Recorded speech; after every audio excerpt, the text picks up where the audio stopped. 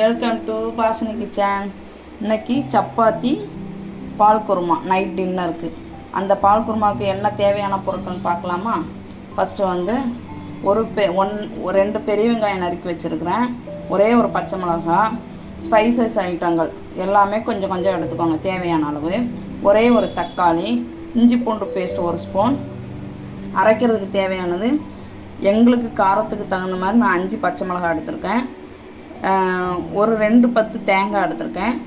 1/2 teaspoon சோம்பு, 1 teaspoon கசகசா, ஒரு 7-8 முந்திரி பருப்பு, அப்புறம் 1 கிலோ சிக்கன் எடுத்து வச்சுருக்கிறேன். இப்போ எப்படி செய்கிறதுன்னு பார்க்கலாம். குக்கரை வச்சுக்கலாம். தேவையான எண்ணெயை ஊற்றிக்குவோம். இப்போ எண்ணெய் சூடாயிடுச்சு. இந்த ஸ்பைசஸ் ஐட்டம் எல்லாமே நம்ம போட்டுக்கலாம்.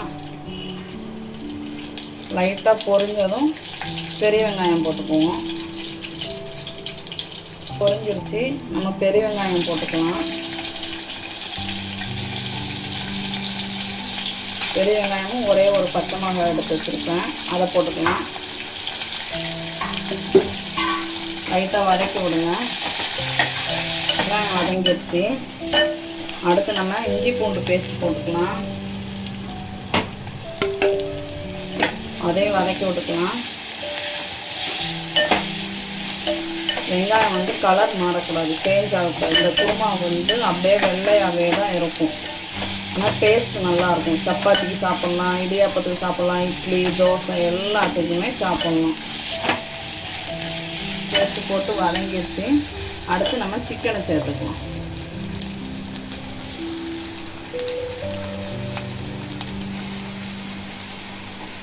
சிக்கனை சேர்த்து நம்ம லைட்டாக கிளறி விட்டுக்கலாம்.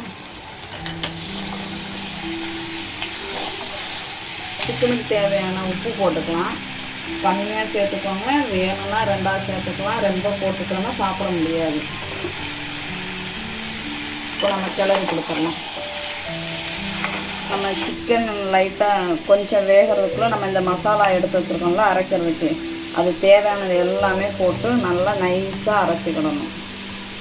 நல்லா தண்ணி ஊற்றி நல்லா நைஸாக அரைச்சி எடுத்துகிட்டு வந்துக்கணும். மசாலா ரெடி ஆகிடுச்சு. இதை நம்ம இந்த கறியில் ஊற்றிக்கலாம். தேவையான மசாலாவே இதுதான். நம்ம வேணும்னா கொஞ்சோண்டு கரம் மசாலாவும் கொஞ்சமாக பெப்பர் தூள் போட்டுக்கலாம். இதுக்கு நம்ம தேவையான அளவு தண்ணி ஊற்றி மிக்ஸ் பண்ணிக்கலாம். நம்ம மிக்ஸ் பண்ணியாச்சு. இப்போ கொஞ்சமாக கரம் மசாலா தேவைன்னா போட்டுக்கலாம், இல்லைன்னா தேவையில்லைன்னா விட்டுலாம். நான் கொஞ்சமாக வாசனைக்காக கொஞ்சமாக போட்டிருக்கேன். இந்த ஸ்டேஜில் லேசாக கிளறி கொடுத்துட்டு, நம்ம தக்காளி எடுத்து வச்சிருந்தோம்ல அது இன்னும் போடலைன்னு கேட்பீங்க. ஆனால் தக்காளி இந்த ஸ்டேஜில் தான் நம்ம போடணும். தக்காளியோட ஃப்ளேவர் மட்டும்தான் ஏறணும், ஆனால் கலர் சேஞ்ச் ஆகக்கூடாது. அதனால் போட்டுட்டு அப்படியே நம்ம மூடி போட்டு மூடி ஒரு 2 விசில் விட்டால் போதும். ஏன்னா சிக்கன் தான், நமக்கு டக்குன்னு வெந்துடும். அப்படிங்கிற நம்ம நெட்டு போட்டு மூடி விட்டுக்கலாம். ஒரு 2 விசில் வந்த பிறகு நம்ம பார்க்கலாம். கேஸ் ரிலீஸ் ஆன பிறகு பார்க்கலாம் எப்படி இருக்குது அப்படின்னு. ரிலீஸ் ஆயிடுச்சு. நம்ம ஓப்பன் பண்ணி பார்க்கலாம். பார்த்தீங்களா எவ்வளோ சூப்பராக வந்திருக்கு அப்படின்னு.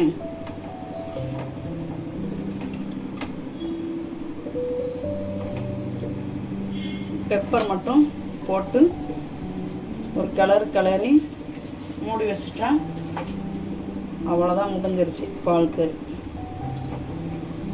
நம்ம எந்த பொடியுமே சேர்க்கலாம். கொஞ்சமாக கரம் மசாலாவும் கொஞ்சமாக பெப்பர் தூளும் மட்டும்தான் நம்ம சேர்த்துருக்கோம். அவ்வளோதான், முடிஞ்சிருச்சு.